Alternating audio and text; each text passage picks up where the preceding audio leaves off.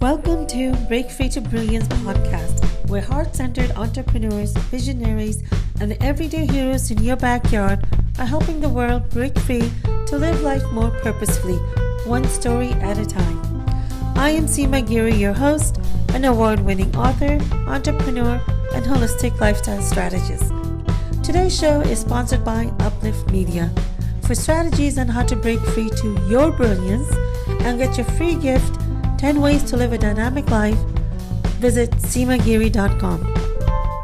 Today, our special guest is Rennu Dhillon. She is the founder and CEO of Genius Kids, which is an award-winning early education franchise. Rennu is a well-known Bay Area resident, a community activist, and a public speaker. She is also the co-author of my upcoming book, Break Free to Stand in Your Power, which is releasing June 17th. Thank you so much for joining us. Pleasure's all mine.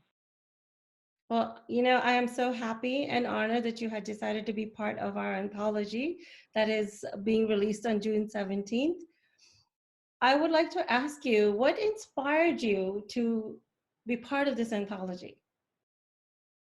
Well, one of your postings, I did meet you last year at one of the Women Empowering events and heard you speak, so that was very motivating. And then after that, I've been following you on Facebook, watch your postings, and I found that we had a lot of things in common, a lot of like-minded. It's hard to find people that think similarly and alike.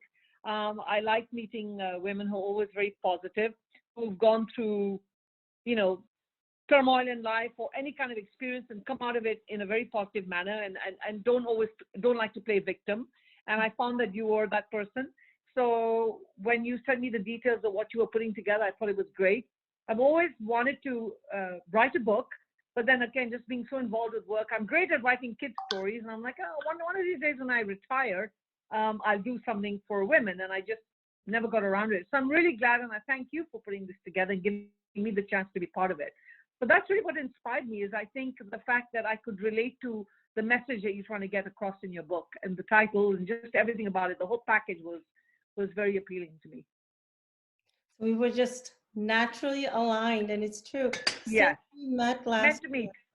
Yeah, since we met last year, things have just evolved into this, and I'm so excited about that. Rennu, what would you like the readers to experience when they read your chapter? So, I probably, as I mentioned when I did my little infomercial or, posting that I did on Facebook yesterday, is when I went through a very difficult time when I was here in this country. I was very young. I hope I'm still young, but I was very young when I came here. I had no family, nobody here. And as soon as I arrived, my whole world turned upside down the day I arrived in this country. But I kind of tried to stick through the marriage that I was in at the time. And I felt very alone when my divorce started, and because I knew nothing about immigration, nothing about anything. And so I really feel that from the journey that I've gone through, I probably feel that a lot of women, especially immigrant women, have probably experienced or will experience what I've gone through. And I just wish that I could have had some source of inspiration to have helped me through those days where I used to sit and cry, and in the evenings I feel like completely I had no power. I didn't know what to do. So I think the message I want to get out is to be able to have the courage to face everything. And I think sometimes what happens is when things go wrong in our life, we sit down and we keep saying, oh, why did this happen to me? Why? Instead of that, we need to not ask why it happened, accept that it happened, and then figure out how can you make sure it doesn't happen again? That's one. And then how can I go beyond this? How can I get over this whole tornado that's just hit my life? What am I going to do? Everything's fallen apart, but there has to be a light at the end of the tunnel. And that's, I think, the message that I've been trying to get out from my little story, is that it's all about perception and how you look at things. They always say you should look at your glass half full. I say that everything that comes in your way, whether it's a person or a negative experience or a positive experience, take it as a life experience and learn from it. And then try not to repeat that mistake. If it's a mistake, then try not to repeat it again. Although we do. We try to do the same thing again, but try not to. Some of us need to be hit a couple of times before we say, okay, we're not doing that again. Yeah. Yes, it's true. And then as women, especially as women, we're very emotional. We use our heart many times to think instead of our head. And that's just the motherly nature that's within us, is that we always we want to heal everybody around us, right? And sometimes we kind of heal the wrong people. So, and we hurt ourselves in the process. So I think the message I was trying to get across is you really have to be selective about the company you keep, the relatives you keep, the company you keep at work, your personal life, everything impacts your life. And you need to be able to decide who you're going to allow through that door. So I talk about this lock, the lock that's in your life, and you don't just give that combination to everybody. In actual fact, you don't share that combination with anybody. You keep it to yourself.